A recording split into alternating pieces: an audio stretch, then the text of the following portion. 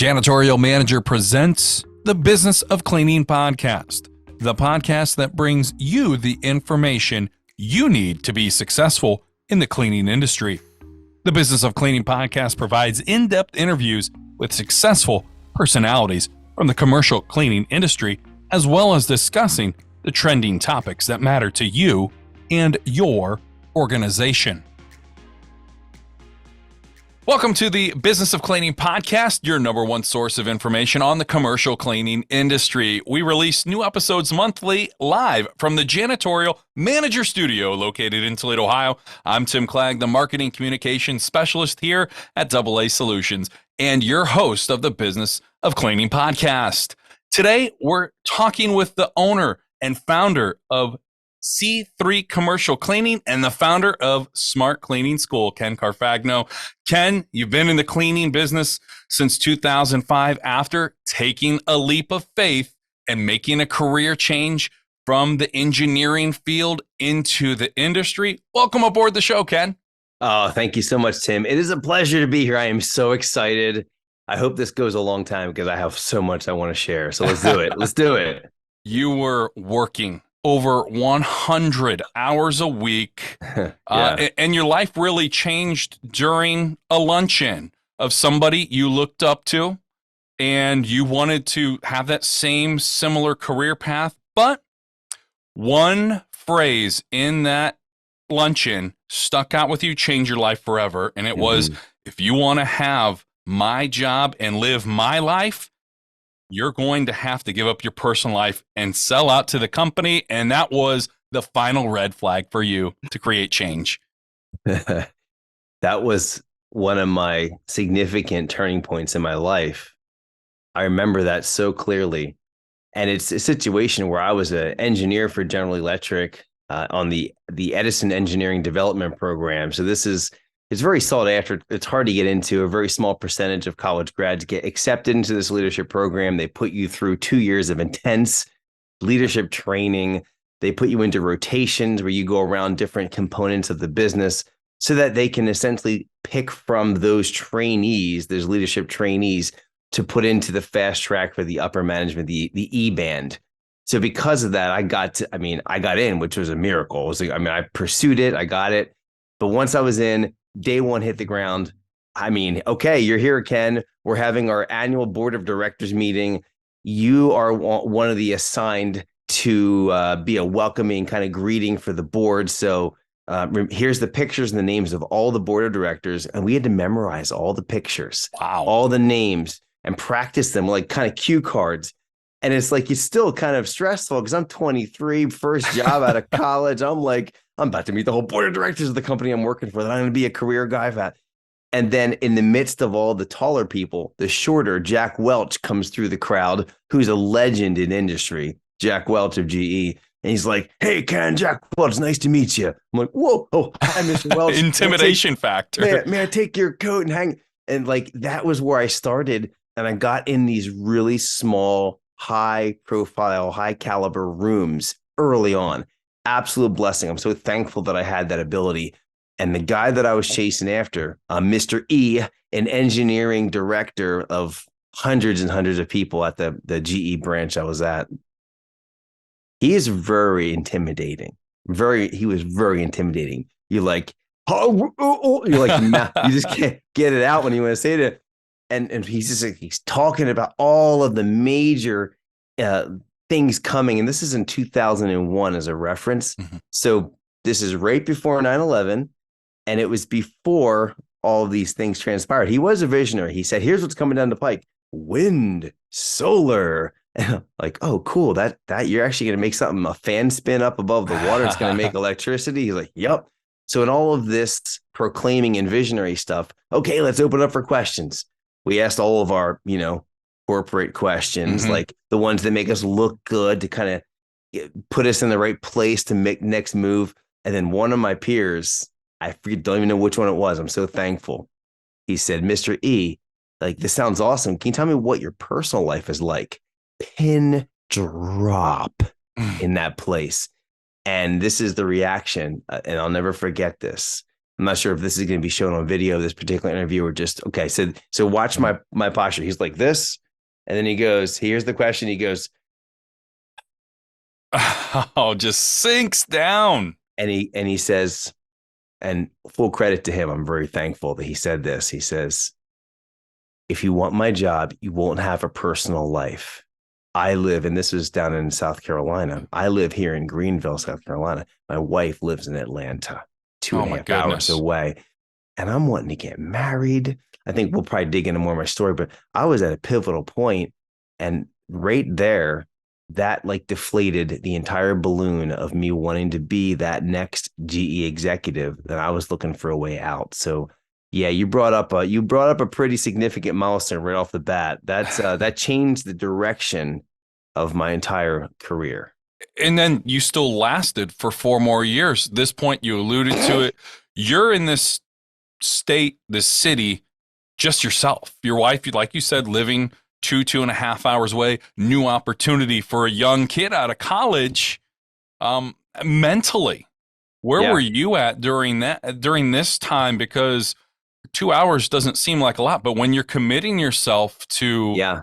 goodness gracious, so many hours, how soon did that kind of catch up with you where you were just mentally, physically worn down and maybe even started at that time to get a little depressed? Yeah, it's a really interesting question. I probably have to give this a little bit of legs, a little bit of background too. So part of what you said at the beginning was, I lasted. That's probably a good way to put it. I like endured. I lasted. I stopped showing up after that point. But let me back it Yeah. up. So we made this move. I met my wife at the beach in Seattle City, New Jersey, in 1998.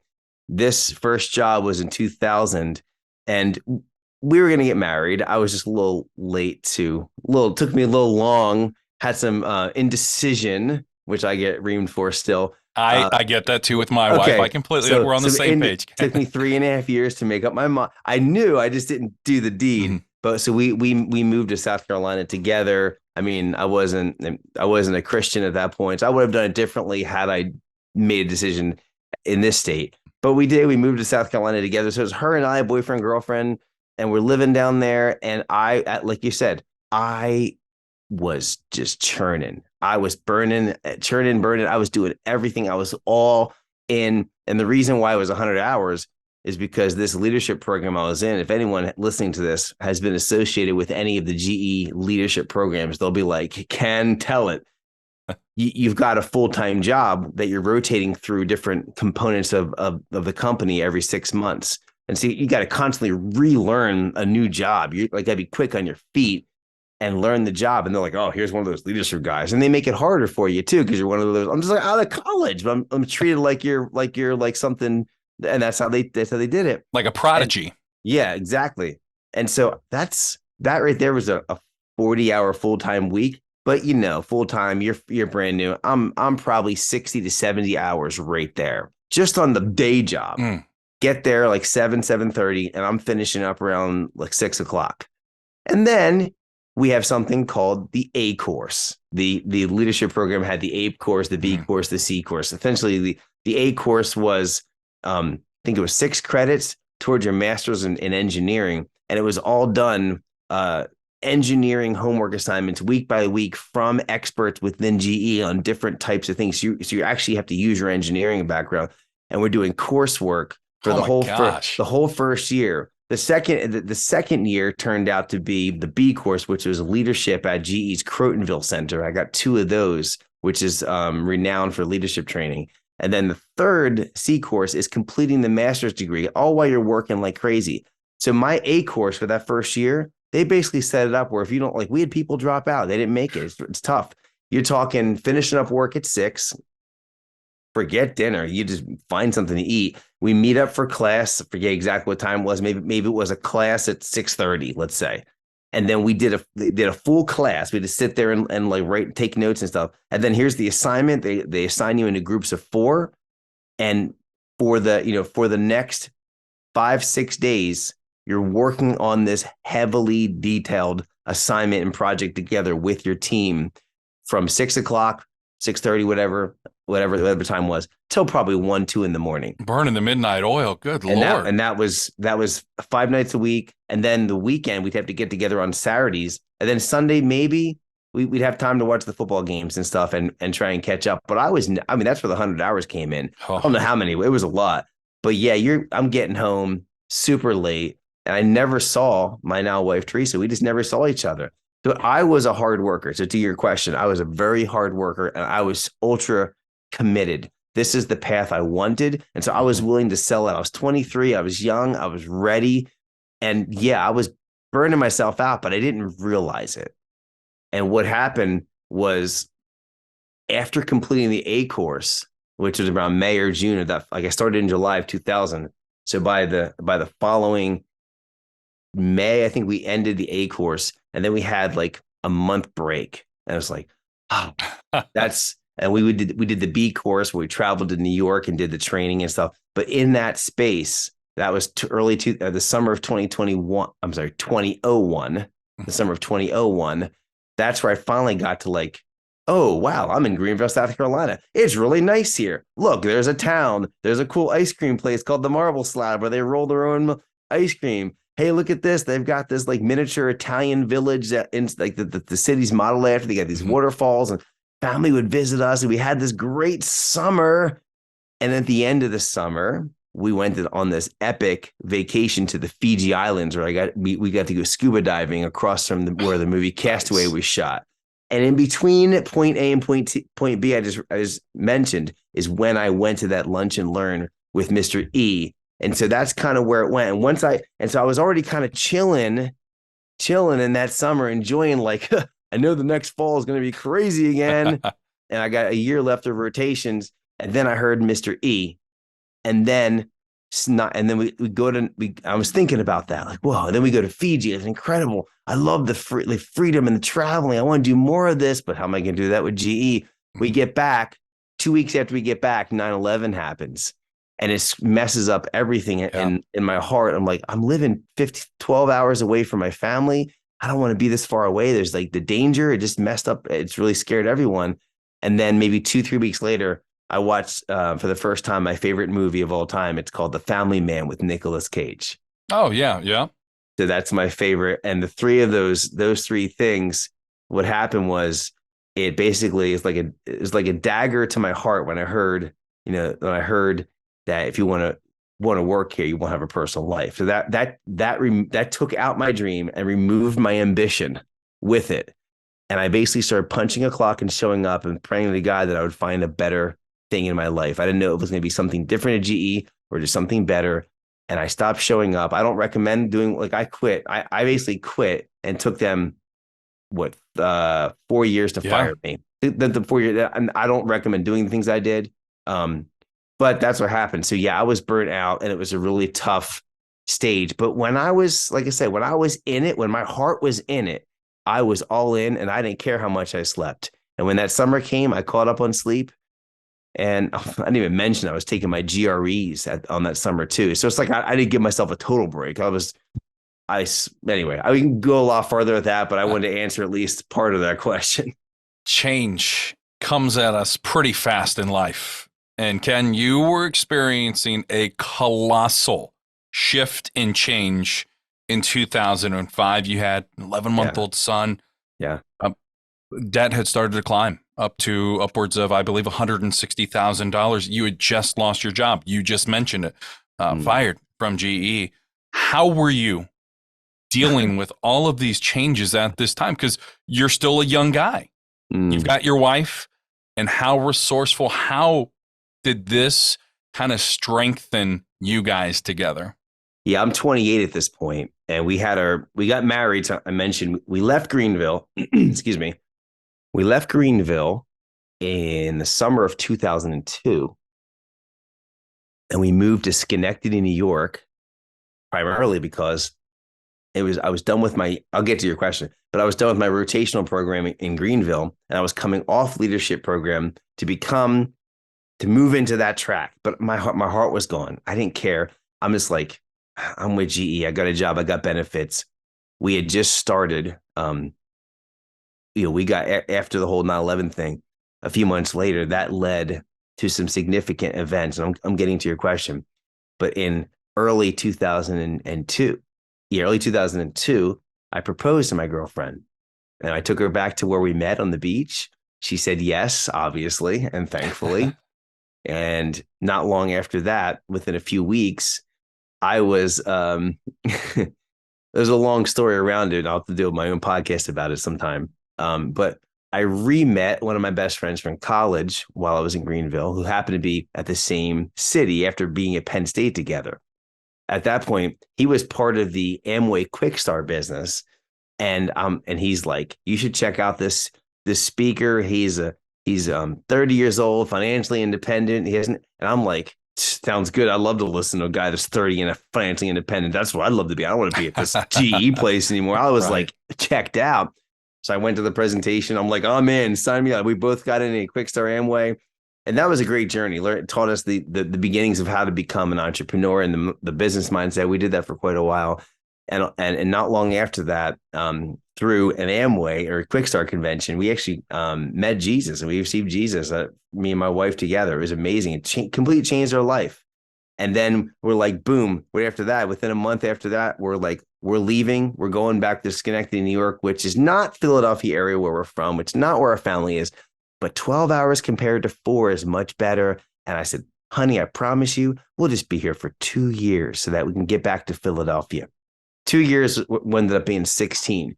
But that's also that comes back to your question, because I was there from 2002 in New York through 2005, and we were basically building 3 part-time companies. Mm-hmm.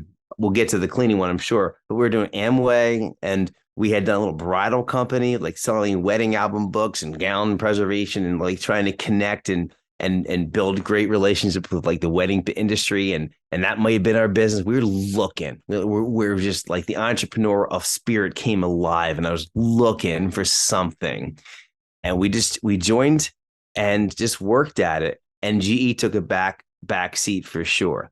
And so where we were at that point was we're accumulating the debt because she's finishing up school, and that's where some of that, a lot of that debt came in. Private school for her. I still had some left over from me. It just kept climbing. We made some very poor financial decisions, and we got like $167,000 in debt. We owed 35 different people / businesses, debt collectors, whatever, a piece of that. And it was very stressful. And then going into work on October 30th, 2005, thankfully, just 3 months after starting a cleaning business. My wife started the business, mm-hmm. But going into work October 30th, 2005, my career, everything I'd worked for, GE was always going to be the thing. They were going to keep me forever. So that on the side, I could do the things I want to do so I could get out on my own terms. That didn't work out because that day I was tapped on the shoulder. And I had performance reviews prior to this that said, Ken, you suck. Ken, you still suck. Ken, you really, really suck. I'm like, oh, I'm doing fine here. I'll take I was just so oblivious. I was so optimistic, just blinders on. I'm going to get out of this job on my own terms. Ken, come with me. I went. You're out. And I remember, so how did I feel? I sat and I left for lunch after that meeting. Mm-hmm. They wanted me to think about it. It was a Friday. Come back on Monday, meet again. How do I want to proceed? There's some options. I want to resign, or I want to do whatever. And I did negotiate a nice kind of leaving package, which helped me a lot. Mm-hmm. But I sat in the parking lot of GE, and then I went over to Wendy's, which is down the road. I was gonna I just couldn't even process. This was like waves and waves of like comprehension and grief starting. Like everything had been taken from me. I'm like, is this real? Is it not real? I ended up not telling my wife about this for a week. And I remember speaking with my mentors that were in the Amway business. I'm like, this is what just happened. Like, how help me? I'm like, how do I share? Like, I should have told my wife right away, but I was scared to tell her because I'm not going to make it as a man now, because I just lost my job, and we make like nothing. All these part-time businesses, they don't make any money. They make like $500 total between the three of them. Like, yay, that's not going to pay the bills. So that put me in a very hard position, and I was very depressed. And I went from ultra optimistic to like reality set in so quick that it was extremely tough. I didn't sleep well. I didn't tell my wife for a week, like I said. And I mean, thankfully we're faith people. And so I'm deeply in prayer. I'm just like looking for like help. What do Yeah, I a do? sign. Yeah, I didn't tell my family. It was 6 months later, I think, till I told my family. So it's just, that was a really challenging time. And then knowing that here I am in that Wendy's parking lot, I'm sitting there, and here's the thoughts I'm having. Everything I just worked for, all those years of Penn State, all those years of high school preparing for that, those years of leadership program, all that stuff, 10 years of my life, it's gone. Hmm. It's gone. And what do I have to show for it? We had barely any money in the bank, and I had $10,000 in a what's a 401k that I built up. And I had stock options, which I earned stock options, but they're worth nothing. Basically, you lose them when you get fired. Yeah. And so here I am with like $10,000, which would end up being our living expenses for the first year, because we made less than $18,000 our first year in the cleaning business. I'm sitting there in that parking lot. I'm like, it's gone. We have $170,000 in debt. I have no income. I have no medical insurance. Well, I had like for a little bit longer. Yeah. And I've got a wife that stays home. She's not working. And I have a brand new 11-month-old baby that they'll look up to me as I'm a hero, and I'm a total failure. That's how I felt in that Wendy's parking lot that day. Man. So Man. I'm not sure where you want to go from there, but you're hitting some like big ones right off the bat, man. You're making me relive this. Oh, You mentioned, Ken, your wife had started the cleaning business, and it came through conversation at that time with your apartment complex manager, who, was having some issues, and, your wife had a great idea. Well, this is something we can do. And actually, your apartment complex manager at that time, was your first referral, and it led to vendor status with Caldwell Banker. And you guys started to see some business start to roll in.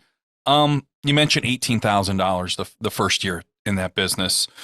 Was there a time during the first couple years where you thought, you know what, we're pouring our souls here into this? Maybe this isn't the answer still that we're looking for. What pushed you and your wife through that helped carry you into the next few years? Because after that moment, it seems like that's when really things kind of started to turn around for you. Our faith. There's no question that without our firm foundation of faith in Jesus, we would have been totally toast. I wanted to quit every single day. I did not want to be like, here's a feeling of total embarrassment. I am a highly educated mechanical engineer. Yes, you are. Almost finished up with a master's in mechanical engineering, been through the top profile, what a prop leadership thing at GE. And now I'm cleaning houses, cleaning people's toilets. And I show up at an estimate. It's my Carfagno cleaning back then. And I'm like the business guy. And it's a guy that I used to work with at GE. And Really? I'm like, oh my gosh. And it's not like I'm the business. I'm the owner, but I'm also the cleaner. I'm like, yeah, I'm doing all this professional stuff, but I'll be the one personally coming to your house and cleaning your toilet for you. And that right there was a humbling experience. So we weren't making any money. I mean, the first year we did $30,000 in revenue. The second year, 60. The third year, 61 maybe. And in that first year, our profit was like I said, $18,000. I don't know how we paid the rent. I have no idea. It was a miracle. The rent was paid, and there was food. And when our car got repoed in 2006, and we made it an event. Come here, family. Let's look out the window. Let's wave goodbye to the car. Bye, car. Bye, Honda Accord. You look good from the back. We'll see you again sometime. Right? Like, and it's just fun. We tried to make it fun. We made an experience out of it. We knew we'd have a great testimony to share one day. I wanted to just quit all the time. I was still part of the Amway business, and I had great mentors there, and they were teaching me good, firm business owner mindset, growing me. And I relied on this. Like I call up, I'm like, I want to quit. Why don't you try this, and then because they're helping me with the cleaning business early on too. And they're saying, have you tried? Oh, yeah, I'll do that. I'll do that. And they say, if you don't get to this kind of point, like if you don't start seeing some progress, then you probably want to go back in engineering or try something else. I tried reapplying and I tried doing some interviews in engineering. No, not the right fit. And it just didn't look good on my resume when I have all this stuff. And then it says cleaning business, $30,000 of revenue. They're like, what the heck is this? Mm-hmm. That I left my last job. Why would you leave GE? Well, I got let go. Well, you're not going to make it here. So that didn't make it. So now you to the point you're asking now, I remember in 2000, I'm going to go to 2008 because this is where it turned around. From 2005, working our buns off, my wife mostly, and then the introduction happened. Well, let me set it up. The apartment property manager is just like coming over to, walking around the courtyard. My wife's out there with the baby, and he just looks up and says, "Oh, hi, Teresa." And he's like, "Oh, hi, Brett. How you doing?" And he's like, like that. He's like, "What's wrong, Brett?" And he goes, "The cleaners again." And they weren't doing a good job at the apartment complex. And he's like, "Teresa, do you clean?" She says, "No, my husband does."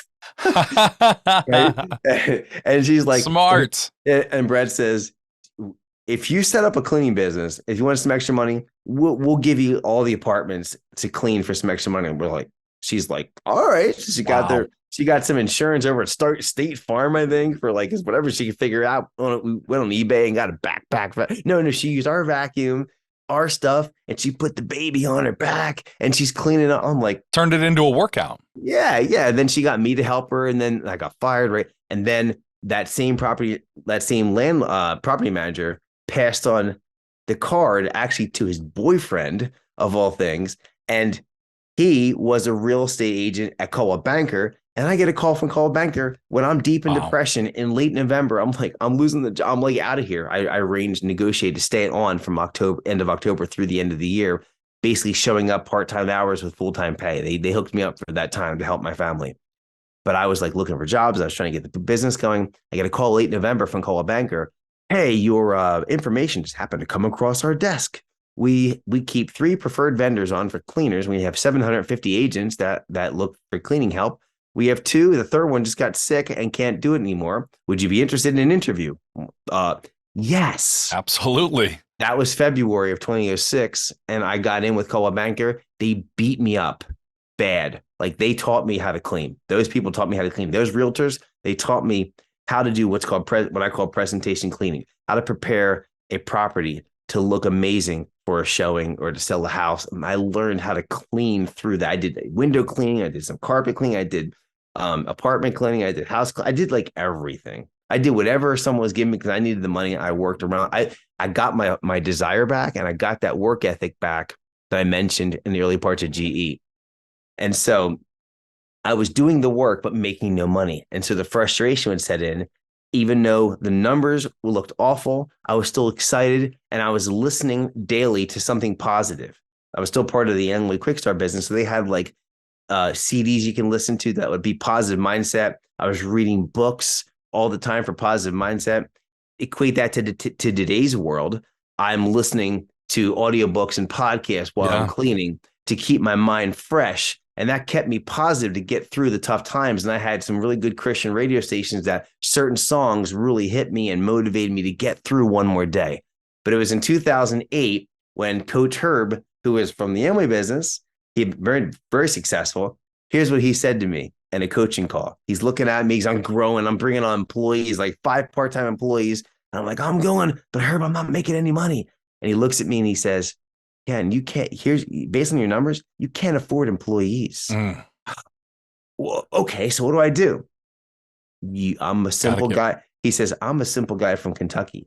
You're either going to grow fast enough to give them work, or you're going to get rid of the employees and start over and build a real business and grow it to the point where you have enough work for you, and then get 25% more than you can handle and hire someone part-time and bring them up to speed. And one by one, build a team. I'm like, that makes sense. What do I do?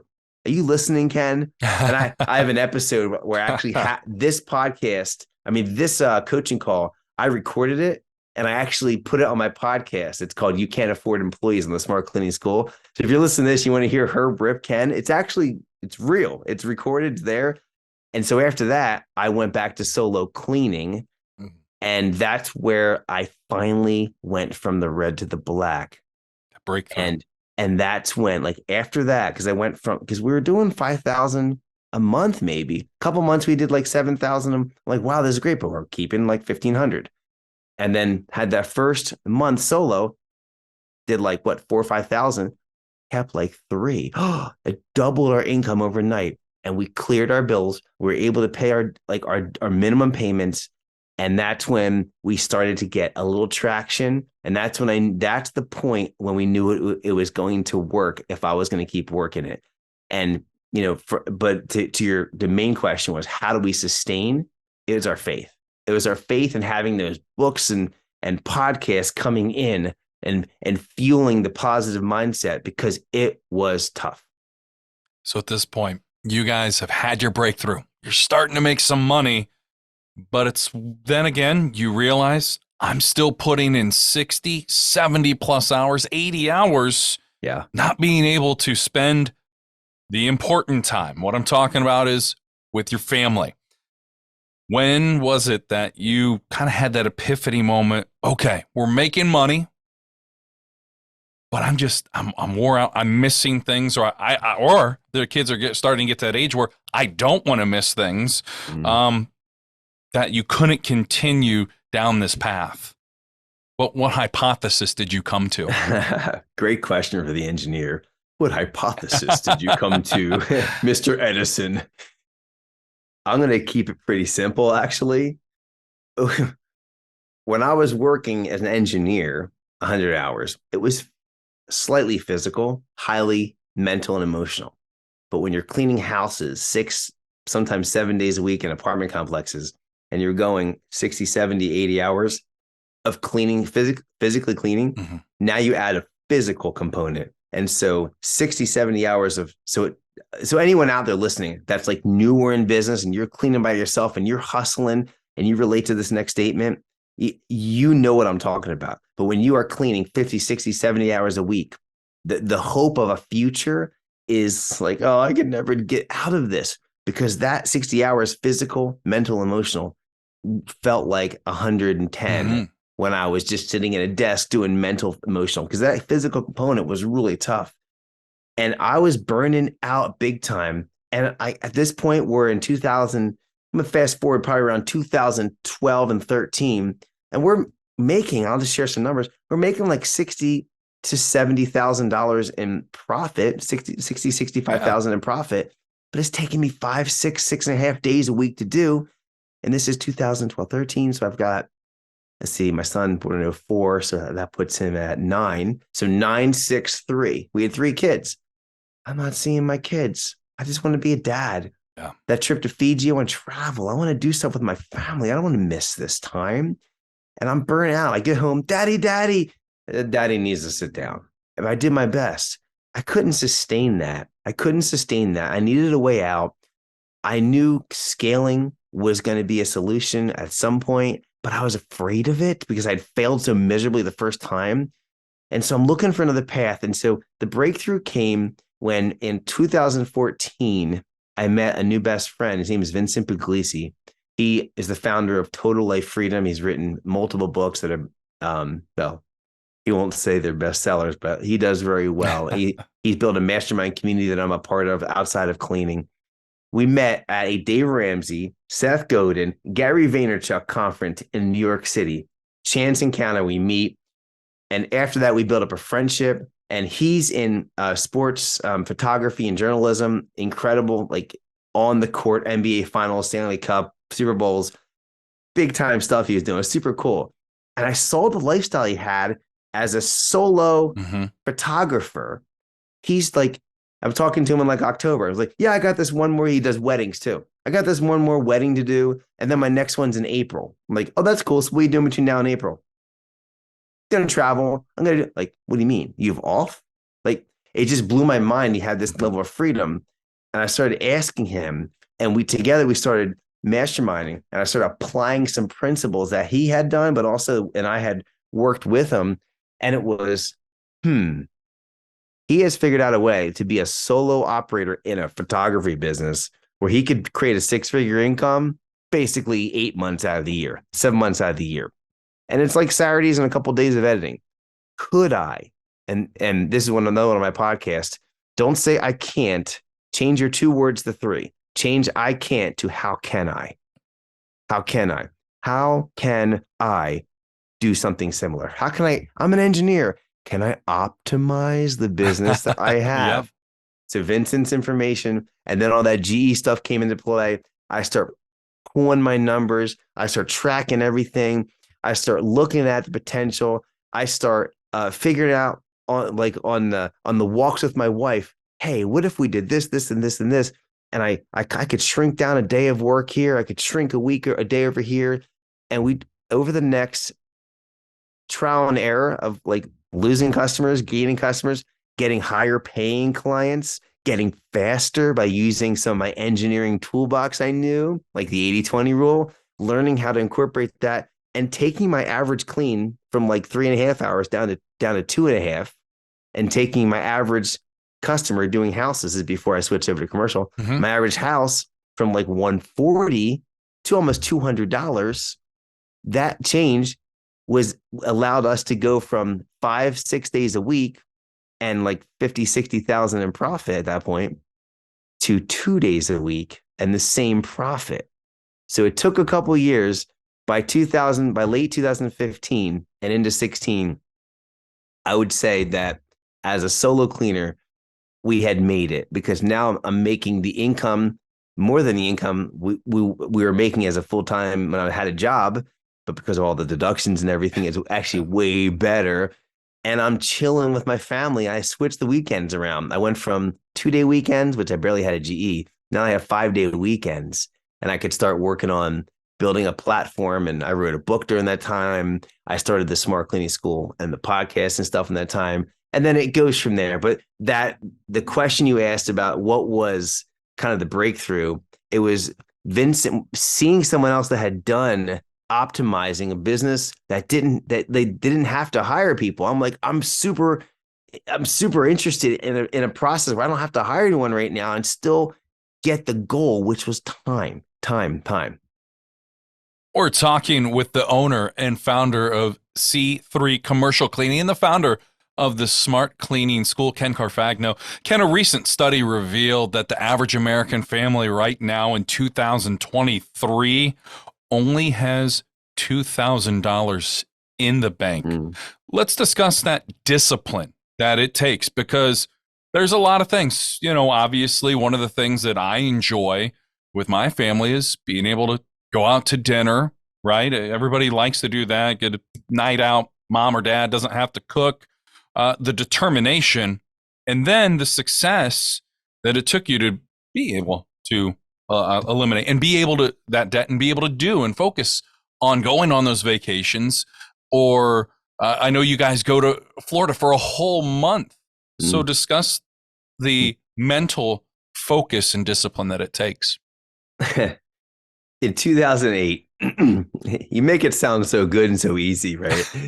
To anyone listening out there, I'll give my props right now to Dave Ramsey's program. They helped us a ton. He helped us a ton, not personally, not one-on-one. In 2008, I mean, we had things. Yeah, 2008 is before we had the breakthrough. I'm cleaning by myself, and I had just started turning a profit. We are still screwed. When we get to the numbers here are all red still. Even all this debt, $160,000 in debt, 167, all these debtors and stuff. And we go to our church. I'm hoping they're going to give me some money. Can you help us? We're in tough trouble. And I met with a guy, and it was, and here's what he did. He didn't give us money. He said, here's a book. Bring all your information. Let me see your finances. He did some financial coaching with me. Here's a book, Dave Ramsey, Total Money Makeover. He handed me the book. He said, start reading this book. And when you finish it, come back. We'll do the next meeting. I said, all right. And he gave me a $50 gas card. Like, thank you very much. Wow. So that helped a little bit. I ate that book. I was just going to ask how fast you ran through Dude, I got a fork and a plate and I ate that book. it. I tore through that book, got my highlighters, got my pen marker. I'm like, this is so stinking simple. I complicate too much. This is so simple. I got a plan. And I think that would be a good blueprint for anyone that's struggling in anything. Get a why, get a dream. In this case, it was simple. I wanted to be debt free. I listened to the Dave Ramsey show. I heard people were debt free. I heard the debt free schemes. I wanted that. I had the why. You need the plan. I now had the plan. This goes for a janitorial company. You need the why. You need the plan. Then you need the hustle. You better get out there and go get it done. Don't just talk a big game. Right? It's easy to do. Yeah, NATO, no action, talk only. I learned that in the Amway. Don't be NATO. No action, talk only. So there's 3 steps. And then there's some feedback loop too, right? Like kind of evaluate, track and evaluate and analyze. And I know janitorial manager, you have all the tools and stuff to help companies do that. But that's where I was like, the dream was debt free. And that when I get excited about a dream, I go after it. And we're like, we're going to kill this in the next couple of years. ... 13 years later of consistent every single month doing a budget meeting with my wife, figuring out how to shortcut some stuff and save money. Whenever we got to the food budget was when the inevitable argument was going to happen. What do you mean you need $500 for food? We don't need that. Don't you remember ramen noodle from college? Absolutely. Seriously. And then it's like, well, we have kids. They eat too. They don't need to eat. Hey, just give him your milk still. He's 12. No. But it's like you couldn't do that stuff. And so we had to budget, and we learned how to be unified in the money. And at the end of the budget meeting, we just like Dave Ramsey would teach us, like, I don't follow Dave as much now, but like he would say, basically give every dollar an assignment. I'm like, all right, we'll give it an assignment. And we were able to assign at the beginning, before we actually executed a budget month, we knew what was coming in because I was all recurring house cleaning. I knew how much was coming in. I knew my numbers. So we could plug all those in. I knew how much tax they were going to be. I was an engineer. I had these spreadsheets galore. It was just crazy.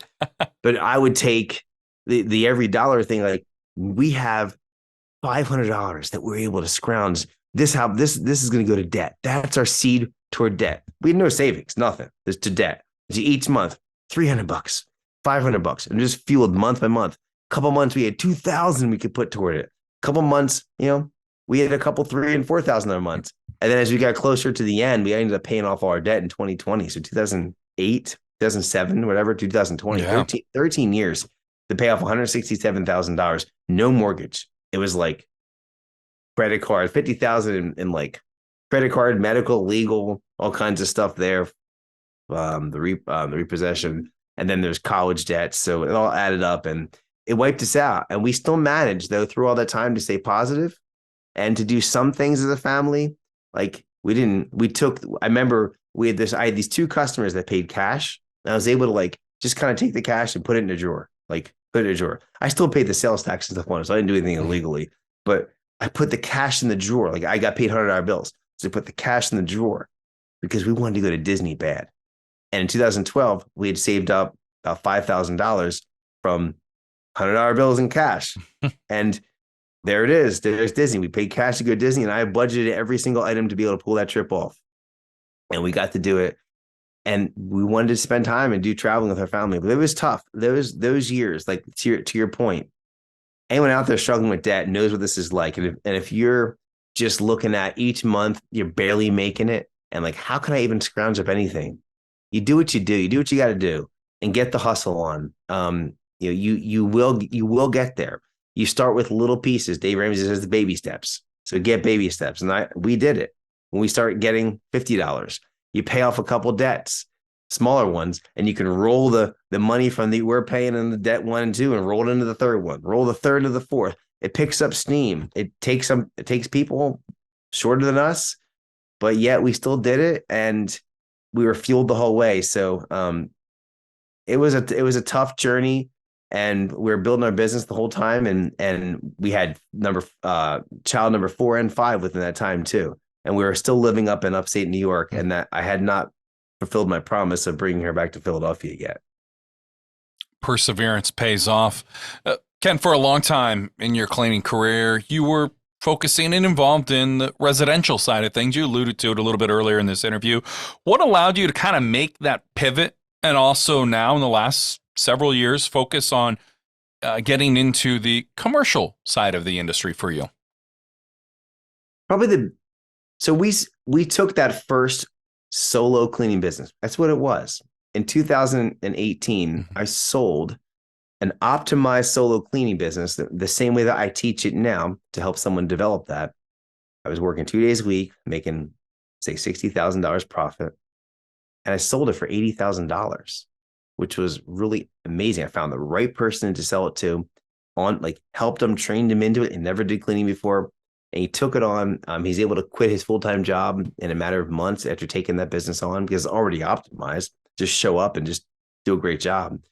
And so we did move back to the Philadelphia area. And I was already doing some stuff online, platform, podcast was starting soon, courses. And I really wanted to be all in on coaching and consulting cleaning companies and building memberships and helping people do what you're doing, over there. And that's what I wanted. But I was also kind of fooling myself because we weren't making that much money doing it. And who am I? I'm a cleaner. So in that mastermind I mentioned I'm a part of, I went to a Gatlinburg retreat with Tell Life Freedom. And they're like, dude, you need to get back in gear. And I had a few new clients. Like I did take on a couple. I took a vet hospital and another office close by, and I wasn't doing any houses yet. I just had the two, and I was just extra money. And at that retreat, it's like, you taught people how to optimize a solo cleaning business. Like you teach people that. You've done it once. You're in a new town. You need money. Go do a second one. Optimize the second time. But this time, why don't you start that podcast you've been talking about doing and report in twice a week how you're doing on the business, and show them that you can actually do it. Don't just talk about it. No action, talk only. And so I'm like, boom. Okay, I'm going to do it. And that's what this, it started out the Solo Cleaning School podcast, eventually switched it over. But the first 150 episodes is going from 2 offices, no houses, upwards of, I think we got up to 17, 18 clients, about 50% houses, 50% offices and revenue. And here we are, back to $70,000 a year profit. And I'm cleaning 2 days a week. It took me 18 months. It's on the podcast, how I did it. Yeah. And here I am like, oh, this is pretty sweet. So I just lost track of what the question was. Let me come back to the question. What was it again? Because I want to finish up this thought. Oh, the commercial cleaning, right? Yeah. Okay, thank you. Going Sorry from about that. residential. Yeah. Butterfly. So here I am. It's 2020, March. Some things happened that month in March 2020. And I got 50% of 50% house, 50% office. I'm also running groups, and I'm seeing the industry because I'm out there watching. I watched many house cleaning companies lose 50 to 90% of their business during COVID. And I saw a lot of my friends in commercial cleaning that doubled. Yeah. They grew. And I'm like, and in our own business, this shirt says Carfagno Cleaning. We're Carfagno Commercial Cleaning in the Philadelphia area, the Indian Valley of Pennsylvania. So it's C3. I mean, you mentioned earlier C3 Commercial Cleaning. It's actually Carfagno Commercial Cleaning. So the C3 experience, C3 team. So I saw in their own business, we had a mixture of both. All the houses are like, we don't need you for a little while. And one actually paid us half to not show up. I'm like, cool. But all the offices, only one paused us. The others all kept us, and 2 of them actually increased some of what they needed. And so it turned out we still went down in revenue. But if it wasn't for the commercial, it would have been tough. Now, since then, residential has come back. Commercial everything's taken off. So we're back to where we were. It taught me something. So a couple of things I thought about. Is that an anomaly? If something else happened, would residential get wiped out again? And to my residential friends listening to this, like, no, Ken, that's well, the way I perceived it at that time. I'm thinking I walked through this and commercial was strong. And then I had some preferences building up. You know what? I like being home during the day. I'm cleaning at night, offices, nights and weekends. That's cool. I'm home during the day with my wife. We homeschool. I'm with my Right. kids. So why not just go clean on weekends? And we can do our family trips during the week. I'm home all week and we can go places, go to the beach, and all the people, all the crazy people that cause traffic, they're at work. We're Yeah. not. And so we Right. work on the weekends when they're out doing their stuff. Not a bad deal. So commercial sounded good in that aspect. And then I did this kind of analysis, the engineering in me.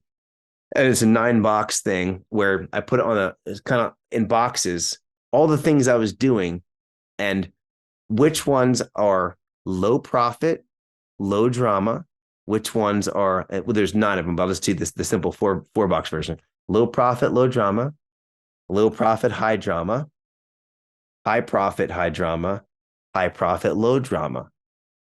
And I ended up putting the house cleaning under high profit, high drama. And the commercial cleaning I put in high profit, low drama.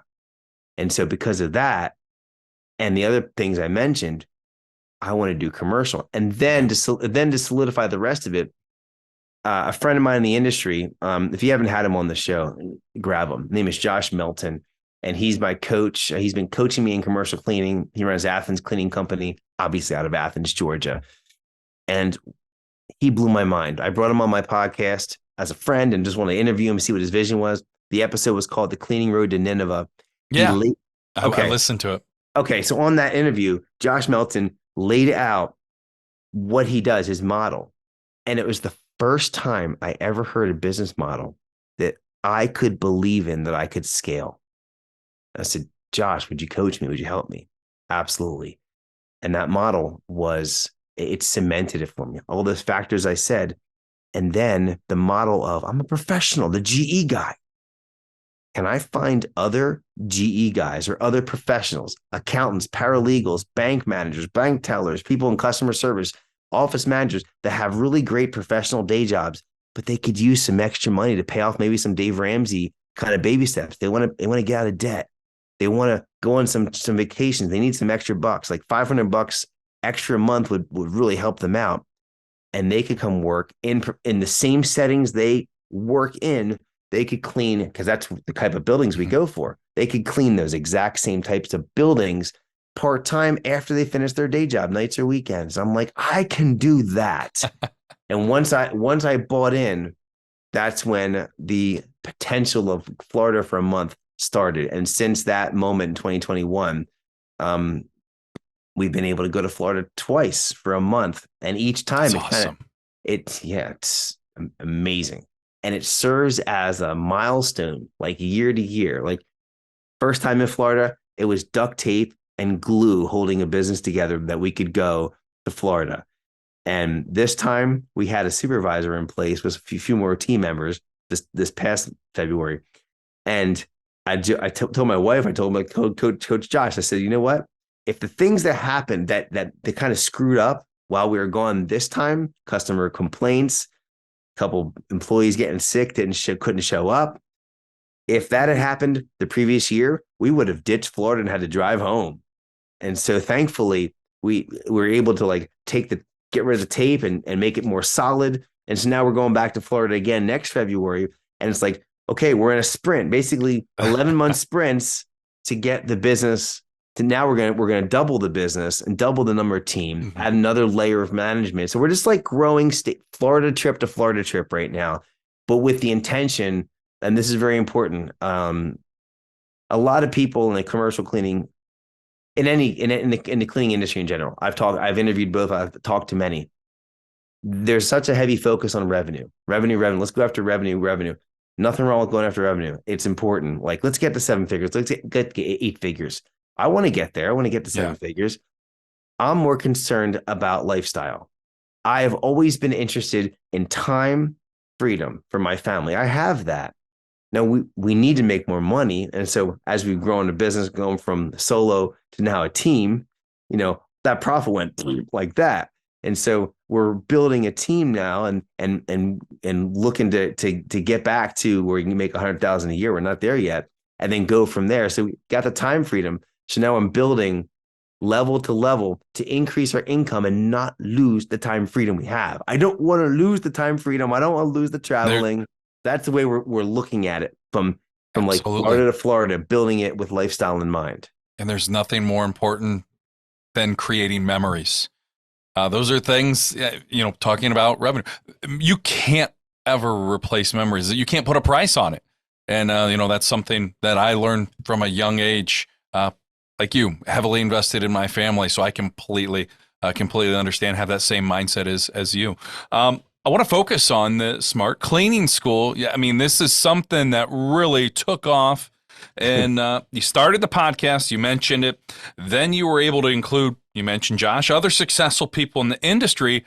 I want to go a little in depth with the lessons over. I printed off your syllabus and I was like, holy cow, I need to simplify that. over 60 lessons in depth for people who want to make this their reality. And it is their goal. The process you went through and coming up with this, because it is revolutionary, groundbreaking for the industry, for people to have an opportunity to reach their goals just like you have. Well, thank you. First off, that's humbling. I really appreciate that you took the time. And in this whole interview, I mean, big shout out to you, Tim. I mean, you having just incredible research. And you're the first one that's gone and listened to as many of my podcasts, dug into my story, and has sent me an outline essentially of my life story and type of questions you might ask. So I do have a little bit of prep on the types of questions, but I'm just so amazed at the level of research you put in. I mean, your attention to detail and your attention to building this craft, the art of the craft you're doing, it's impressive. I've been in this realm now, podcasting for a while, and you're crushing it. Like you made me feel special by putting as much effort into learning about me, and to pull up a 60 lesson syllabus and look at it. Let me kind of bundle it all together. Because I've been like searching for the clarity of what I'm doing exactly. So I'm doing this, I'm doing that, I'm doing the interview. And here's what it boils down to. Here's what the Smart Cleaning School is. It is a place for newer cleaning business owners, whether they're side gig hustling, residential or commercial, and they're still kind of job minded. They have a mentality that's not fully washed in business owners' mindset. They need a place to learn business, pricing, leadership, hiring, the things they need to build a company. And I will teach them how to start out and get the mindset to grow. I am also an ambassador. So I personally will coach the solos, the newbies and the solos, to start and to optimize. And the kind of the tagline of the Solo Elite, which has the ISO model course that you just referenced, is essentially solo cleaners. Would you like to earn $50,000 a year profit on under 20 hours per week cleaning without employees or subcontractors? Would you like that? People like, yeah, that sounds amazing. A couple of days a week, under 20 hours a week. That's what my ISO model teaches them. I'll come back to that. But then in a bigger sense, in one of the last lessons in that syllabus, once to teach someone how to optimize their solo business, there's 3 paths they can go. And this is where my podcast also is huge, is that you can either, you got an optimized solo cleaning business, you love it, you can stay a solo cleaner. That's S number 1. You can sell your solo cleaning business. I've done number 1. I've done number 2. I was a solo cleaner for 14 years. You can sell or you can scale. Stay, sell, scale. Plenty of options. I've done all 3. But when you start from making 50, 60, 70,000 profit by yourself, you can afford the inertia and the momentum it's going to require to really go and invest into the tools, the softwares, the employees, the insurances, and the legal to go and scale a company. I see a lot of companies that are trying to scale so soon, they're not making any money, and they go, they bomb out. And so I want to get them to that place. And that's why the Smart Cleaning School is now an ambassador for the industry, residential and commercial. And I'm bringing on the best and the brightest of influencers. And I want to dig into not how would you build your business? what you've been doing with me, I do with them. I dig into people's stories and their history and their childhood, what makes them tick, and bring these people's stories to the industry and let them relate to them. Let them see how human these people really are. And that helps me to promote them. Hey, you're past solo cleaning. I need this, Ken. Well, you need this person. Listen to this podcast. You need this person. And so now I can be a promoter like Don King in a sense, right? From the 80s. Yes. And I can kick people out and say, you don't need to be a solo cleaning anymore. You need to be here. So that's what the Smart Cleaning School is. It's the podcast is at the center, the newsletter, the blog, the social media, and then the people that need me specifically for coaching. That's the Solo Elite. And I think you were asking me about that, the 60 syllabus, 60 course thing or modules. I do need to simplify it because it's a few years old, but essentially here's what this is. The 3 steps to that question I asked. Would you like to earn $50,000 per year profit working less than 20 hours per week without employees or subs? Would you like that? Yes. Check that box. No. Well, I'm not for you. Go somewhere else and I can kick you like Don King and tell you where to go. Fine. But if you want that, there's 3 steps. ISO model. Initialize, stabilize before you can optimize. Initialize. You can think of it like a table with legs. You gotta build some legs. You got to build some legs. I put some legs up there. That's initialize. You got to learn what the heck you're doing with a sponge and how to clean, how to run a vacuum cleaner, some basics of cleaning. You got to know. You can learn some business owner's mindset from the podcast. You need that. That's initializing a company, getting legit. Stop cleaning for like your Aunt Sally down the street and putting your stuff up in the laundromat or whatever and selling your services for less than half of what they should be, and you have no insurance. Like, stop that. Stop using your private bank account for your business expenses. Like, become a real business. And so these kind of things are initialize and get your first couple clients. I have some metrics and some KPIs I use along here. But then the second thing is like build the platform, build the table now that goes on those legs. So you're building something that's strong. It can be supported. Stabilize is do the things you're doing, do them all better, and go hustle until your recurring profit is greater than your family's budget needs per month. So if the family needs $6,000 a month to live off of, to not be homeless, whatever, go create $6,000 in profit. I don't care if you don't raise your prices. I don't care if you don't get great prices or if you take forever. I don't care if you're working 6-7 days a week. Just go get it done. That hustle.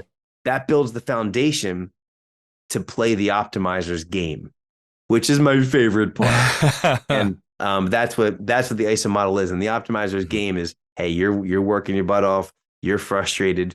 You're making say 50,000 a year, 60,000, but or whatever. But now we look at the numbers. And now we start messing with the business and we start going through some of my optimizers tools to take your schedule and shrink it and take your average client and increase it in price. And so that's one option. They want to, or some say, I still want to work 5 days. And so, Ken, you made 50, 60 on 2 days a week. Well, that scales. You could also be a solo cleaner making 140,000 a year, working 6 days a week. You can absolutely do that. But that physical toll, I don't recommend it because it'll wipe you out. So find your balance. Very much so. But that's what the ISO model is. And that's where kind of smart cleaning fits in. I am a huge promoter of all the coaching programs that are out there in our industry, of all the tools and software. I'm positioning the Smart Cleaning School to be an entry point to all the new people to go get educated for free. And then let me be the funnel to push them into the right place.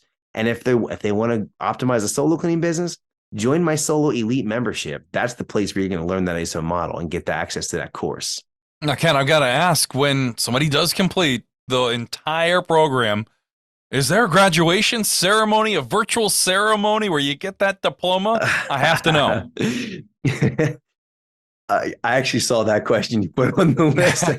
I'm like, should I be really like sound like I have it all together and say, oh yeah, we have this 9-step like. So the answer is no. I don't have like a special graduation, but I will say that those that I have interviewed on my podcast, a few that have succeeded, and the number one interview that I have was one of my first episodes, and it was with Andrea McCoy, and she actually that is the number one most downloaded of my 45 interviews. That's the most downloaded, and she's a solo cleaner that had optimized, and I had a few that I interviewed that have done that. So when they graduate, probably the thing is to interview them, put them on the podcast, and let them brag. Absolutely. So, yeah. I don't want to take up any more of your time. I've just got one more question. I thought something on one of your most recent episodes really caught my eye. And I know it's something that I think that listeners are going to want to hear. You mentioned a great slogan. You said, be a pirate, not a pioneer. So many people right now in the industry are stressed, spending so much time trying to reinvent the wheel instead of taking a piece of treasure here and there from other people in the industry. Don't try to duplicate something. It's simpler to focus on what has worked instead of, well, I could do it this way. So in all that, what's kind of the question to it? Like, what was my thought process there? Or just how you came up with that, how people can apply it and not stress about it, because everybody, of course, wants to come up with their own great idea. Okay. Yeah. So this is going to go back to, let me take you to a conference I went to back in the end of March, cleaning and cocktails with Ricky Michael Brown, Ricky Regalato. Sorry, I got all mixed up there. I was like blown away when they asked me to be the MC of that conference. So I'm the MC. I'm like, oh, can I? You tore it up, by the way. Well, I thank you. Yeah, I saw some of the clips on social media, and very impressive, my friend. Thank you so much.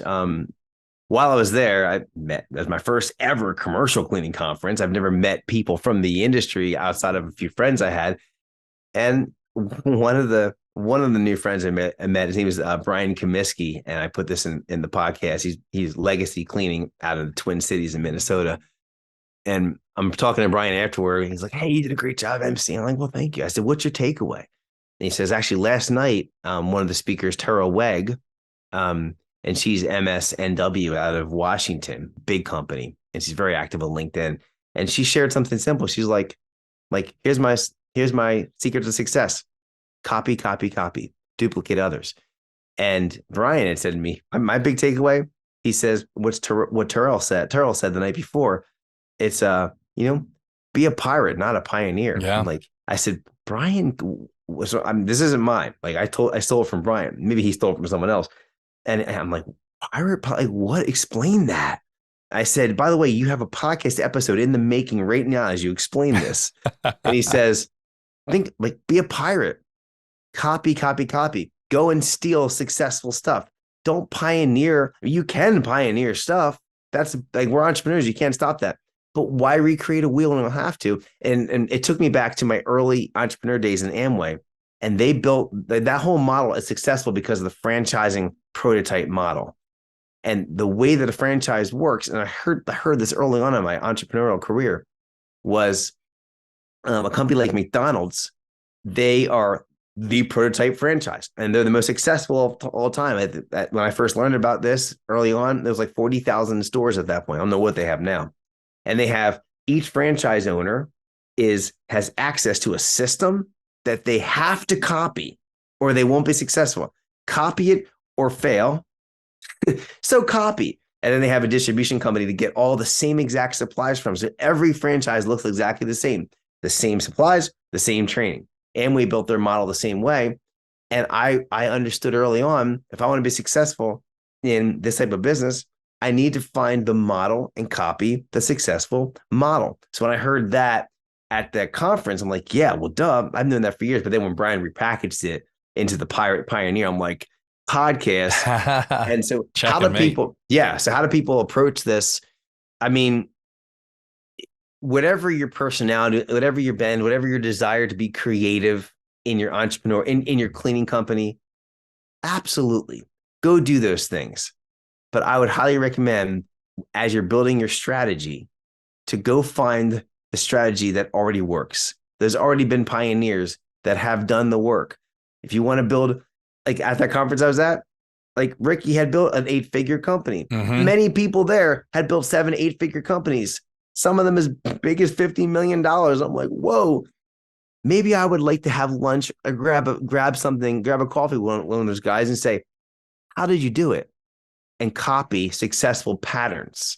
The successful copy other successful. So don't be the pioneer that thinks I'm going to create my own 7-figure cleaning business without learning from anyone else. Like that's just dumb. So that'd be my advice. And then use your creativity to put your own flair into it and find your own little subtleties. And then you take the things you pioneer within the working frameworks and help those and help other people.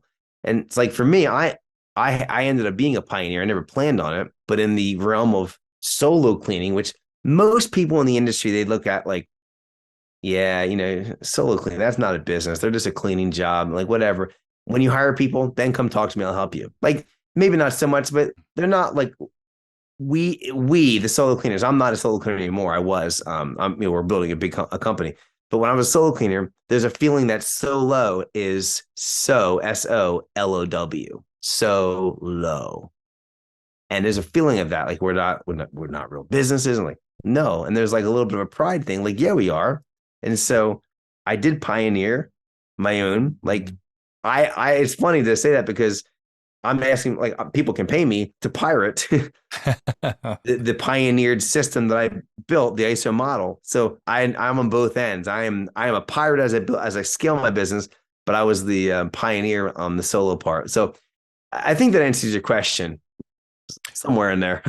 Ken, I appreciate you coming on the show here today, sharing your story, your wealth of knowledge in the industry, and seeing you persevere. It really is just a heartwarming story in how anybody, the right determination, that right focus, that mindset, you can get it done and be successful. How can people listen or subscribe to your podcast and follow you on social media as well?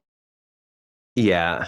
Tim, thank you so much. Thank you for the work, the effort, the research you put into learning about me. That really made me feel special. Thank you for that. Absolutely. And I really enjoyed this. I get to, you kind of flip the mic on me. I do this all the time for others to hear that story. It was so much fun telling my own.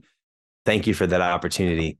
For those that are interested in learning about the Smart Cleaning School, first and foremost, go to my website, smartcleaningschool.com.